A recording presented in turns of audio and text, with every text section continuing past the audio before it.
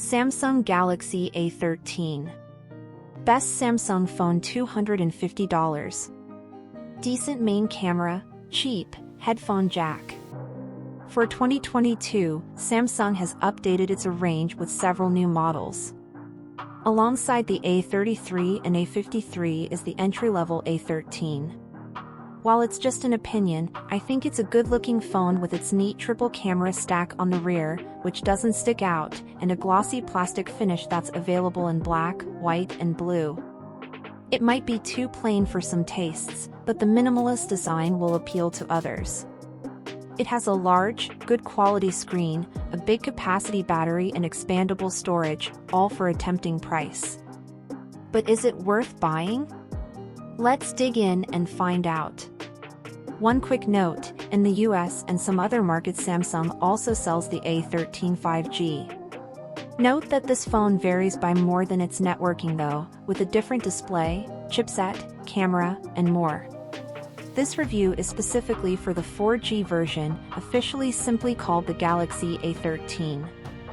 Features and design. Plastic body. 5mm headphone jack. Expandable storage. As you should expect from a budget phone, construction is mainly plastic.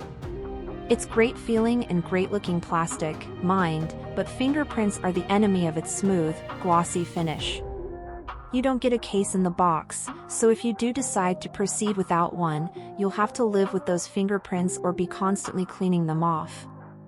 Display. 6.6 inches IPS LCD. 1080 by 2408 pixels. 60 Hz. Protected by Gorilla Glass 5, the Galaxy A13 screen is pretty good for the price. Unfortunately, it isn't an AMOLED display as you'll find on most Samsung phones, and it isn't as good as the few budget phones that are blessed with OLED screens, but those models tend to make sacrifices elsewhere. Specs and performance. Exynos 850 chipset. 4GB RAM. 64GB storage. 4G connectivity. The Galaxy A13 uses Samsung's own Exynos 850 processor, and the bad news is that the Exynos 850 is simply very slow. Battery life and charging. 15W fast charging. No charger supplied. No wireless charging. There's better news about battery life, which isn't bad at all. In Pmark's battery benchmark, the A13's 5000 mAh battery managed a credible 12 hours and 20 minutes. And that was borne out in real-world use where it was easily able to last a day with plenty of use, browsing the web, taking photos, sending emails, and playing the odd bit of 2048. Cameras and video. 50MP main camera. 5MP ultra-wide. 2MP macro and depth. 8MP selfie. Aside from the fact it's an inexpensive Samsung phone, the other thing that might have attracted you to the Galaxy A13 is the cameras. There are 4 on the rear and one 8MP on the front. Software and updates. Arriving in the box with Android 12 and Samsung's OneUI 4.1, software is an area you can't complain about. It isn't quite stock Android, but there's a lot to like about OneUI's friendly, clean interface. Price and availability. You can buy a Galaxy A13 from Samsung from £179/€, €199/Indian rupee, £149.99. In the UK it was discounted to £149 at the time of review. It's also available from other retailers including Amazon, Argos, John Lewis, and others. The 4G version of the A13 isn't available to buy in the US, where instead you're limited to the $250 Galaxy A13 5G. Samsung Galaxy A13 specs.